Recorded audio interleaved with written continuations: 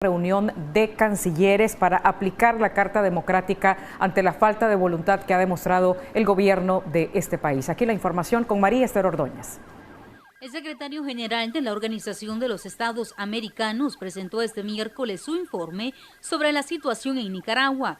En el mismo, Luis Almagro pide que ante la falta de voluntad del gobierno se convoque a una Asamblea General de Cancilleres y aplicar la Carta Democrática Interamericana, declarando alteración del orden constitucional que asegura hay en Nicaragua, donde agrega no hay separación de poderes, hay uso excesivo de la fuerza y persecución a opositores. El ataque sistemático a la libertad de expresión y prensa, la estigmatización y persecución de defensoras y defensores de derechos humanos, el despliegue de grupos parapoliciales y otros contingentes civiles afines al gobierno para perseguir y atacar a opositores y manifestantes.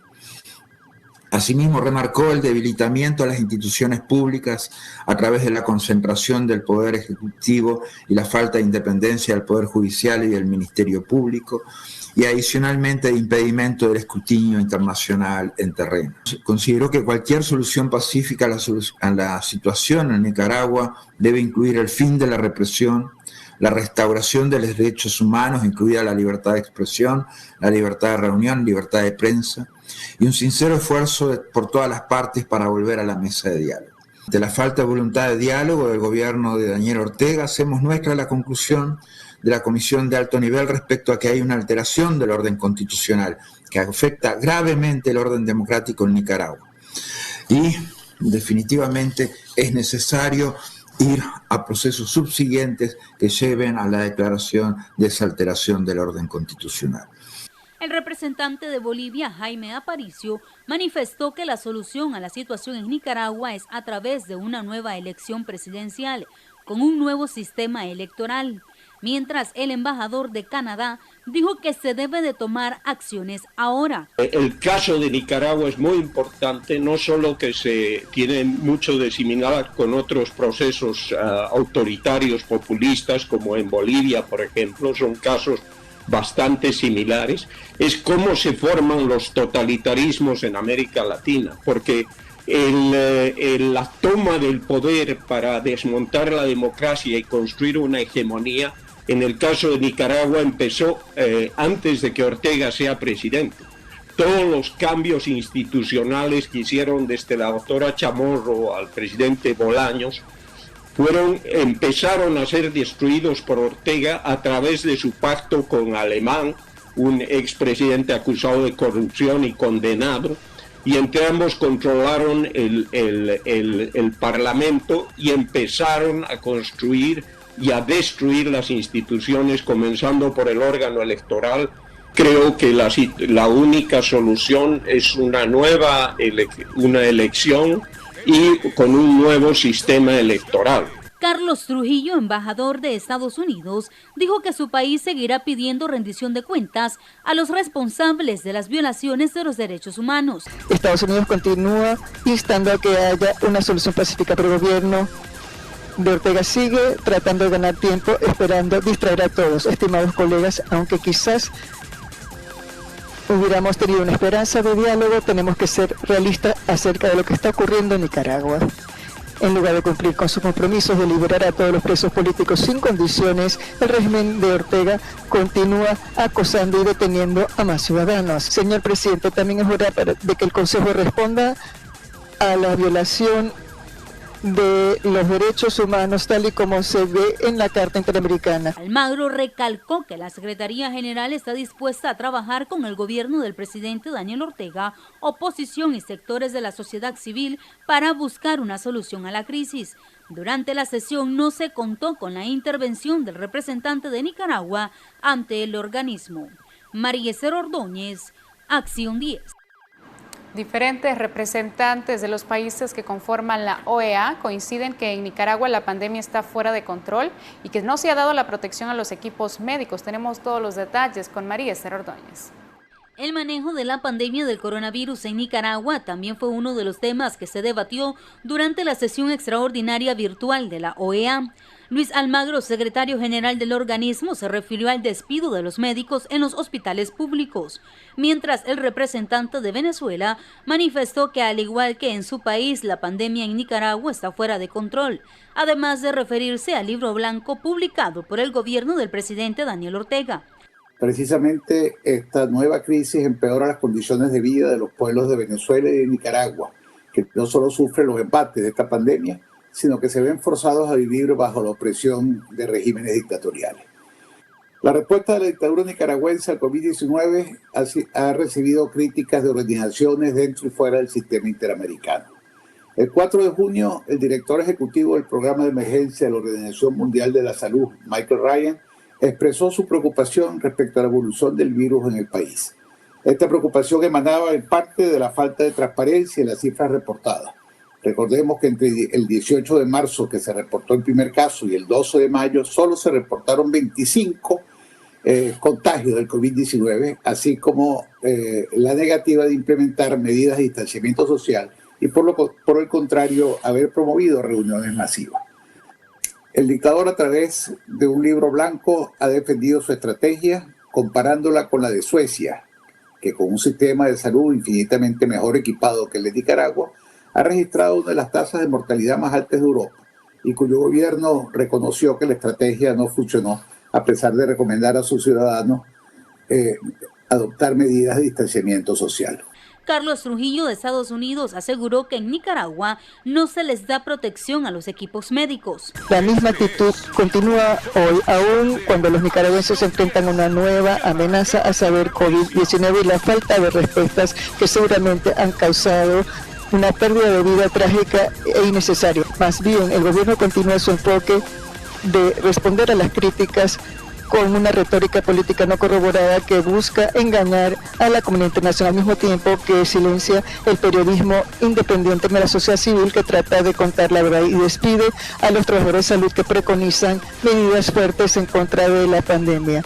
Varios de los embajadores aseguraron que hay un contraste con la información que brinda el gobierno sobre el avance del COVID-19 en el país respecto al informe de observatorios independientes.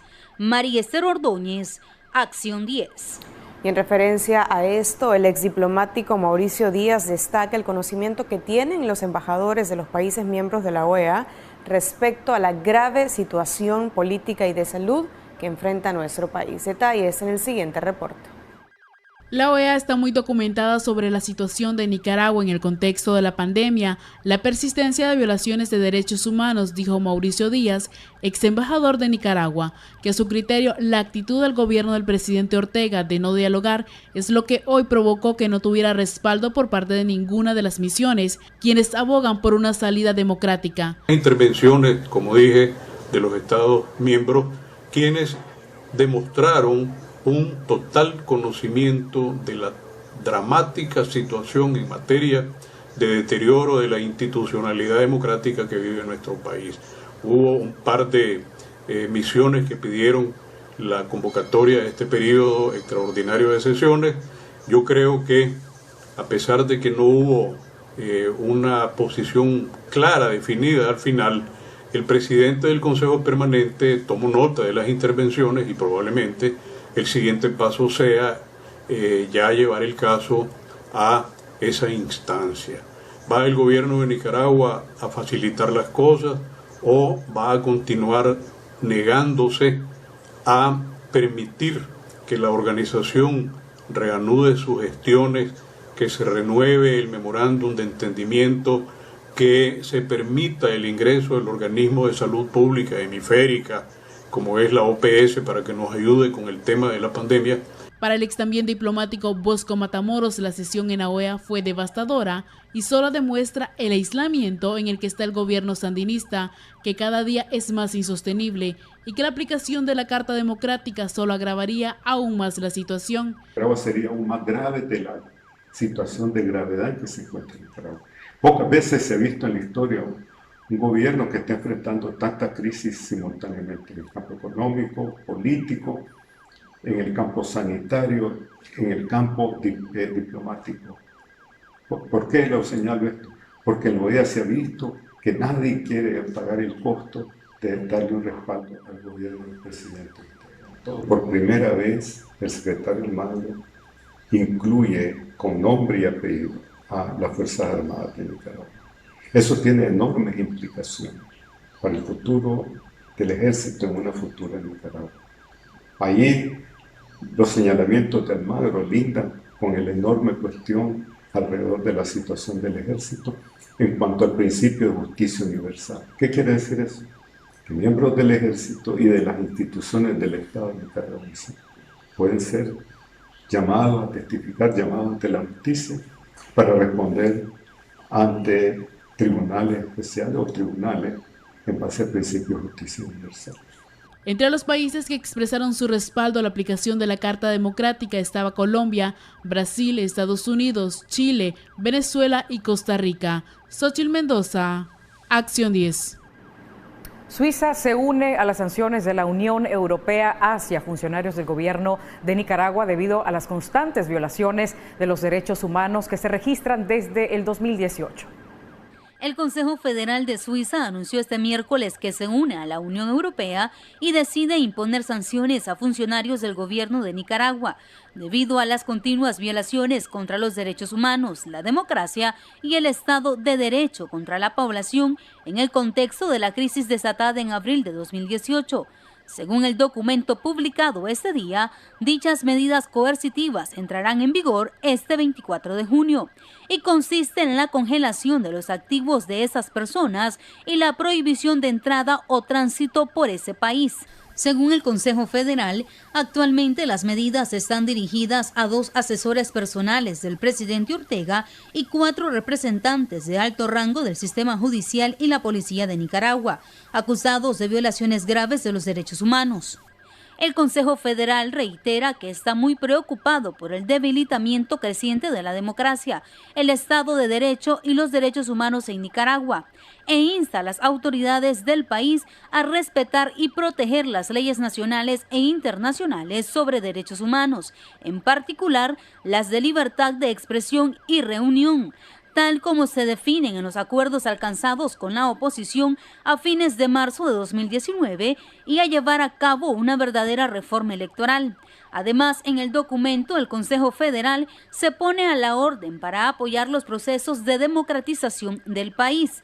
De esta manera, Suiza se suma a las sanciones impuestas por Estados Unidos, la Unión Europea, Reino Unido y Canadá contra funcionarios nicaragüenses. María Esther Ordóñez, Acción 10.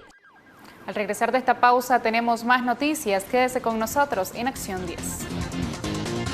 Ha cobrado la vida de 64 trabajadores de la salud, 53 abogados, 40 pastores, 3 sacerdotes. Así lo han reportado directivos de estos gremios.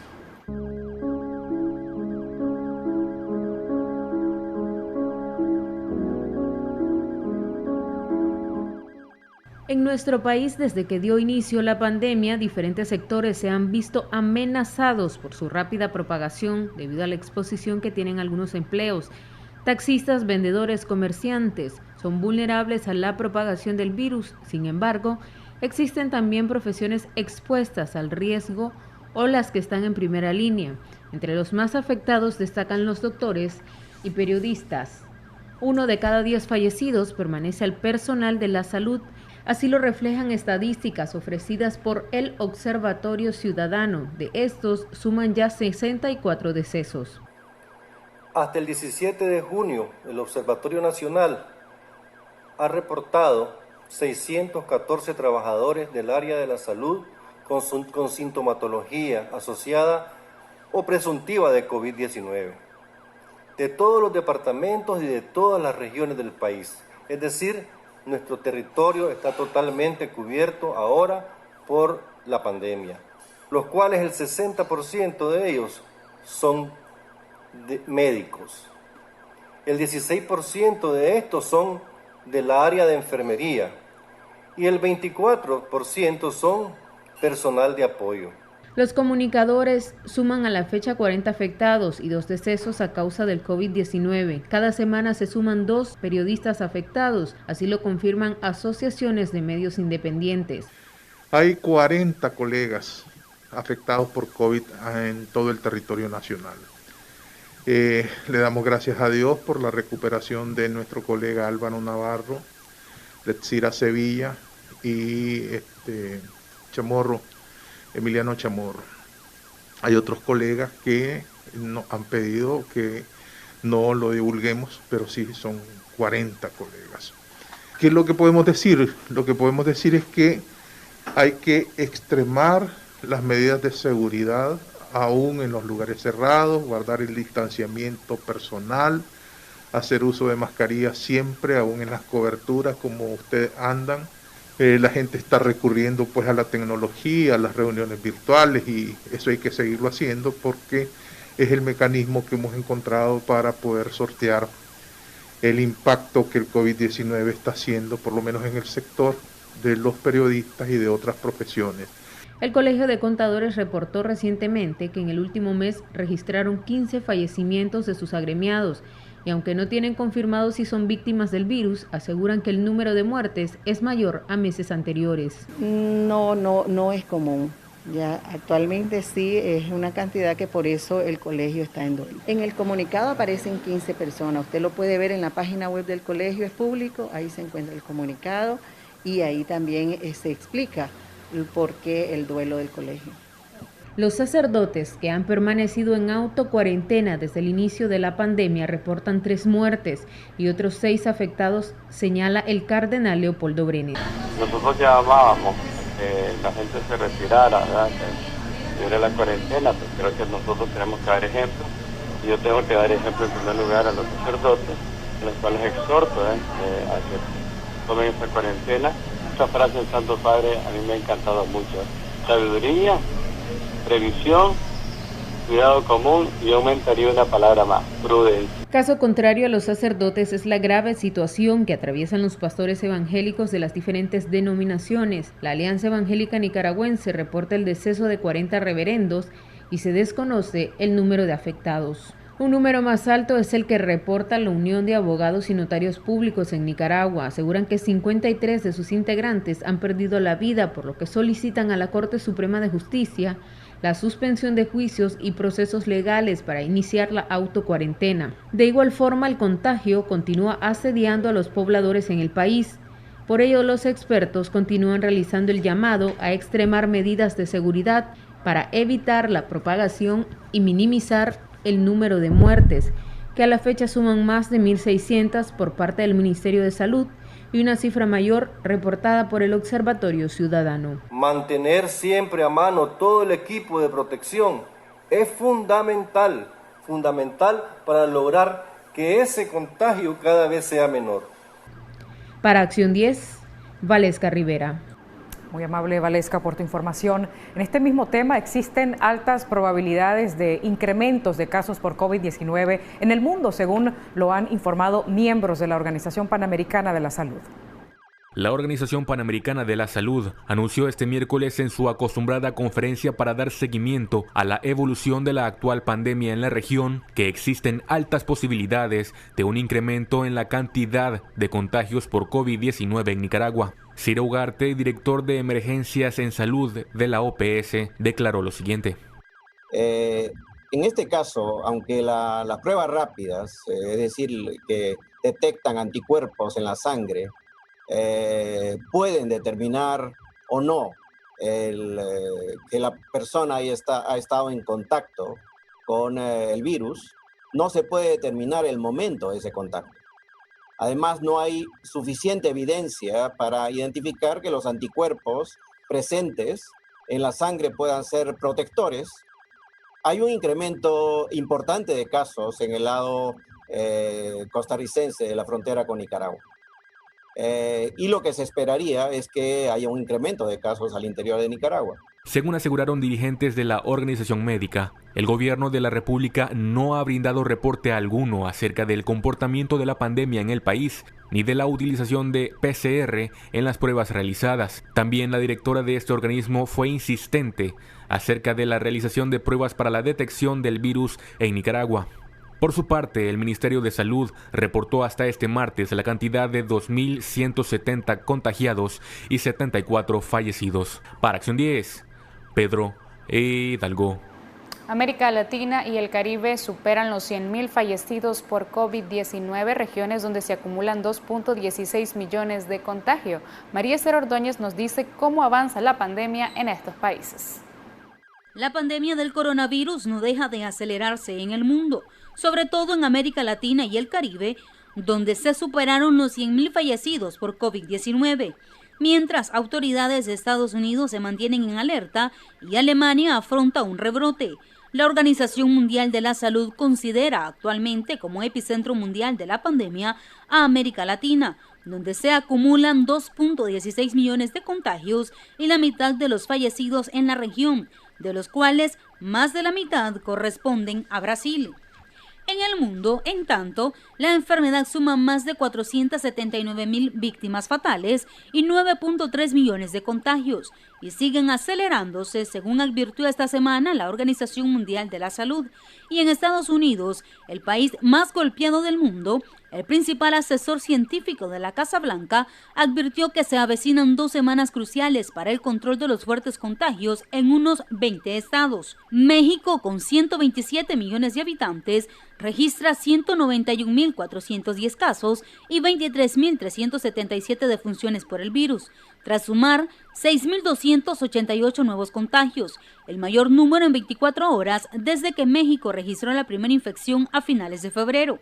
En Bolivia, que atraviesa una escalada que rebasó los 26.000 contagios, la mayoría de los hospitales que atienden pacientes con coronavirus se encuentran al borde del colapso, dijeron las autoridades y funcionarios. Mientras tanto, Argentina, que lleva ya 3 meses de confinamiento obligatorio y en el que la pandemia ha causado 44.918 contagios y 1.049 muertes, ha visto agravada la situación de su economía, que acumula 2 años de recesión. María Esther Ordóñez, Acción 10. Estudios referentes al coronavirus destacan que la obesidad es un factor de riesgo para quienes sean contagiados y en los jóvenes el riesgo es igual de grave como el hecho de ser anciano. Los detalles con Christopher Guevara. A más de medio año de detectarse el nuevo coronavirus producido por el SARS-CoV-2, llegan más estudios referentes, y es que si hablamos del sobrepeso, permítame decirle que esta afectará considerablemente, que complicaría su estado de salud frente al virus. El índice de masa corporal y la edad influyen lo suficiente para el riesgo de la vida humana, como lo refleja un estudio realizado en la Universidad Johns Hopkins, que asegura que la obesidad frente al COVID-19 es un factor de riesgo casi tan grave para los jóvenes como el hecho de ser un anciano. El cardiólogo Daniel Meneses explica el por qué esto complicaría su salud. Los factores puramente mecánicos se refieren a que los pacientes obesos tienen menos volúmenes pulmonares, tienen una mayor resistencia de las vías aéreas y eso ya les preestablece una condición de riesgo para comprometerse desde el punto de vista respiratorio cuando adquieren el COVID-19. Los aspectos que tienen que ver con la parte metabólica o inflamatoria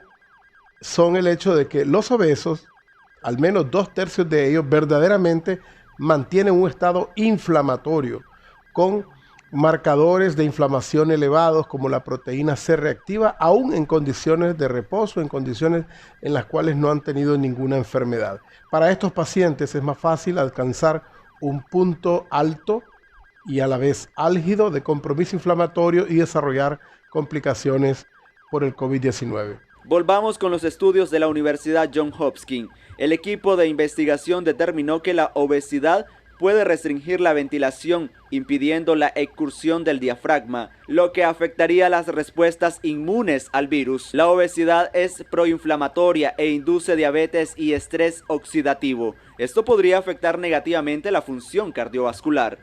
Christopher Guevara, Acción 10. Nos separamos unos instantes, pero regresamos con mucho más de Acción 10. seguridad ante la pandemia. La próxima semana realizarán piquetes express y una huelga de hambre y llaman a las organizaciones azul y blanco a unirse. Tenemos todos los detalles con Geraldine Domínguez. Familiares de presos políticos anuncian actividades con el objetivo de ejercer presión para la liberación de los que aún están pendientes a ser liberados. La próxima semana comenzamos nosotros con nuestros piquetes y todas nuestras actividades que teníamos antes en las calles, siempre con las medidas de seguridad para evitar el contagio. Y pues invitamos también a la población a que se sumen a esto.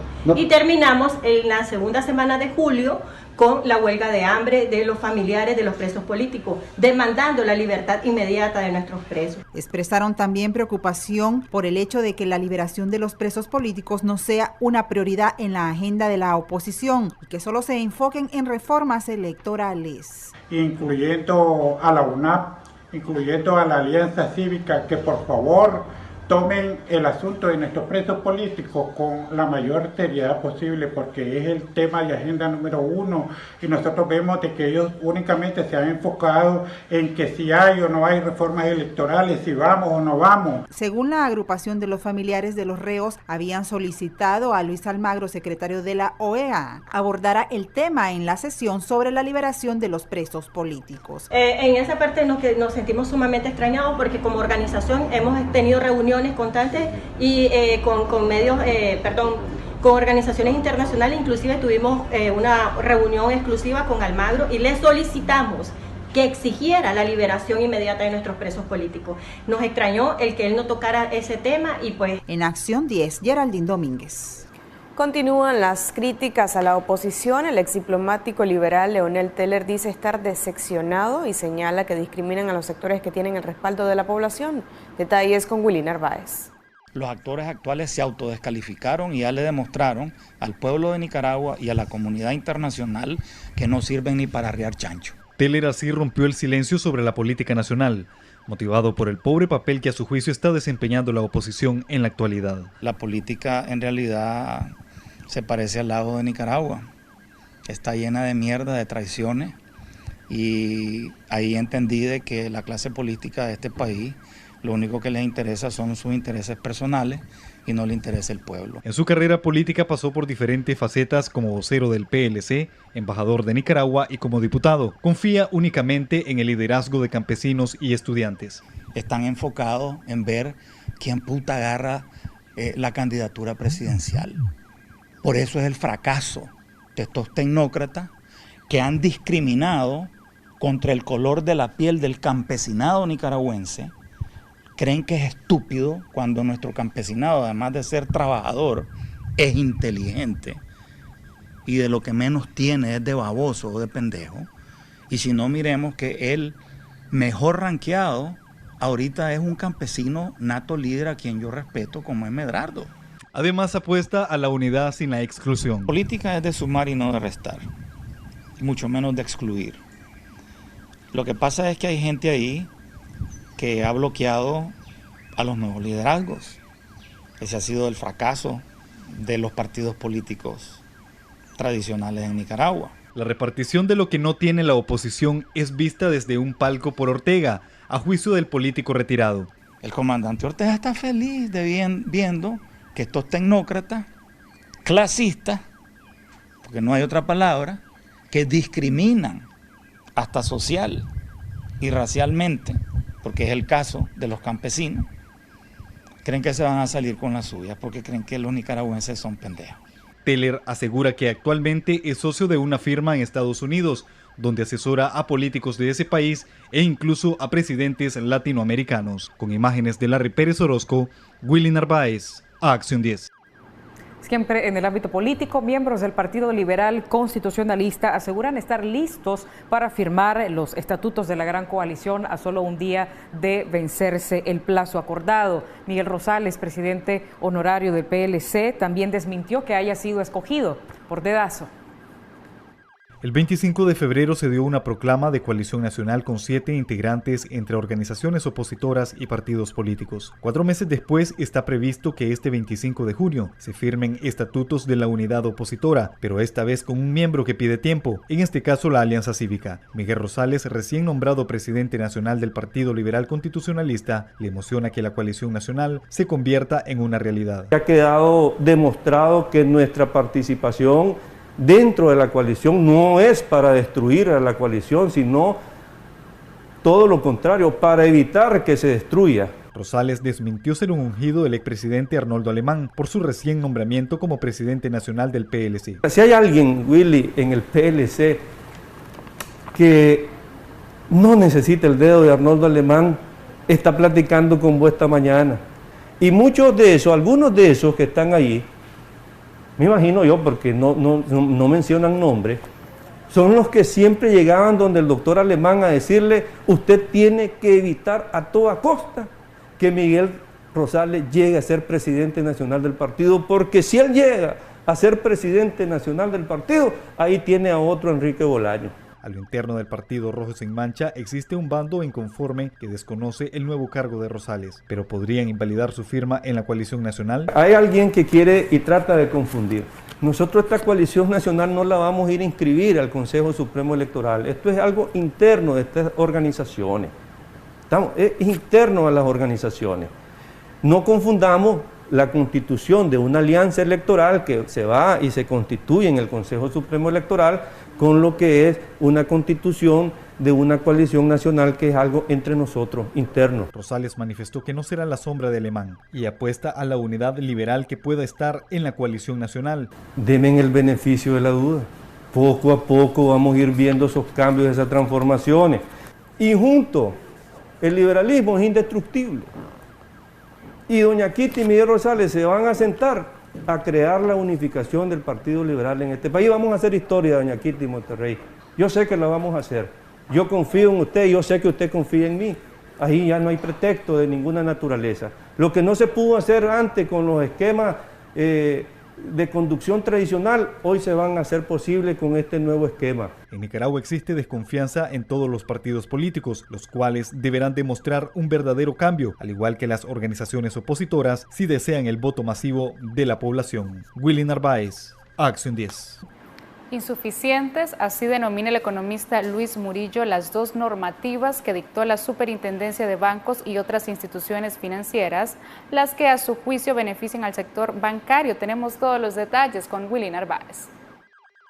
Salarios bajos, desempleo, deudas son los males que aquejan a los nicaragüenses en un país donde los gobernantes son el principal problema y no una solución. La compasión llegó a medias para la población con 2 normativas de la Superintendencia de Bancos y otras instituciones financieras, motivados por los efectos que está dejando en la economía el COVID-19. Las medidas no eran las que se esperaban, a juicio del economista Luis Murillo. Bueno, yo creo que es una medida bastante superficial para la población y no viene a resolver el problema estructural que se tiene. Murillo destacó los pros y los contras de estas disposiciones. Un primer elemento positivo que tiene es que puedes modificar tu crédito de tarjeta de crédito hacia un crédito personal. Entonces, lógicamente, la tasa de interés es mucho menor y eso beneficiaría al deudor. Un segundo elemento que es, digamos, positivo e importante es que supuestamente no le van a cobrar más gastos que aquellos legales o que se pagan a terceros.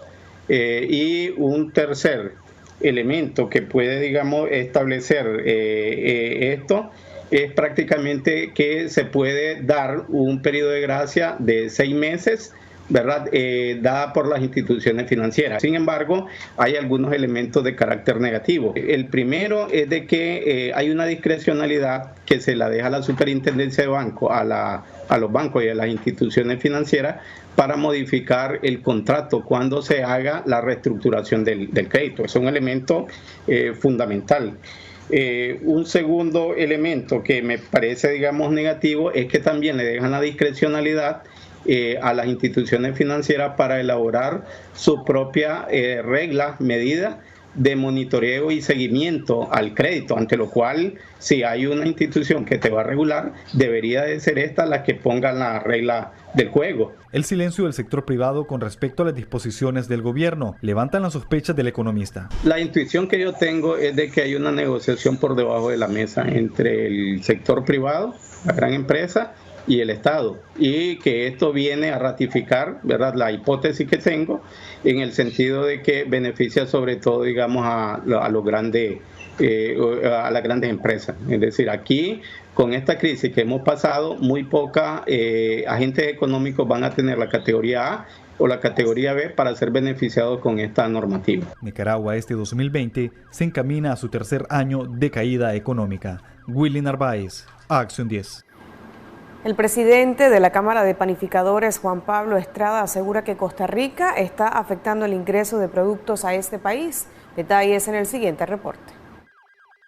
Pese a la reapertura de la circulación en la frontera de Costa Rica y Nicaragua a través del Acuerdo Regional Sanitario, el presidente de la Cámara de Panaderos de Nicaragua, Juan Pablo Estrada, denuncia irregularidades del país vecino respecto a la importación de mercancías, así como el ingreso de los conductores. Los acuerdos que se llegaron, no sé si entre transportistas, entre el Sistema de Integración Económica y todos los organismos que han acelerado el tráfico de mercancías por Centroamérica y que prácticamente está quebrado por Costa Rica, no por el Triángulo del Norte, no por Guatemala, no por El Salvador, no por Honduras. Honduras y El Salvador y Guatemala están muy bien. En medio de la pandemia seguimos trabajando inclusive más rápido que antes porque hay menos tráfico, hay menos importación de mercancías, pero Costa Rica, no sé si el presidente lo sabe, o su grupo de asesores, pero hacen lo que quieren. Un día ponen una medida, al día siguiente la ponen más fuerte. Y les quiero decir que la pandemia no la van a quitar con estas medidas, porque la contaminación es mundial. Por mucho que quiera hacer Costa Rica, entonces nos están, como se llama, afectando más, porque es comida lo que a veces lo que se importa de Costa Rica. Pero Costa Rica toma medidas, por ejemplo, tenemos que traer mercancías con transporte costarricense y con pilotos costarricenses. Yo no puedo con mi camión, por nada del mundo, ir a buscar una caja de un producto a Costa Rica. Tengo que buscar un costarricense. El costarricense se aprovecha y va y está cobrando más de lo que tiene que cobrar. Aparte de eso, ese pobre costarricense, si logra venir a Nicaragua o a El Salvador o a Honduras, cuando él regresa a Costa Rica, lo encuarentenan. ¿Qué es encuarentenarlo? Le hacen un examen y le dicen, como venía de esos países, ellos se creen que no tienen el COVID y lo tienen. Costa Rica, cuidado, hoy lo tiene más que nosotros. Y entonces le hacen un examen, a las 48 horas o más le dan el resultado si el costarricense quiere traer otro flete para Centroamérica. Estrada considera que debe plantearse a los gobernantes de ambos países y sus asesores que las medidas que Costa Rica está implementando están muy drásticas y no abona a mejorar las importaciones. En Acción 10, Geraldine Domínguez. Tenemos servicios sociales. Guillermo Antonio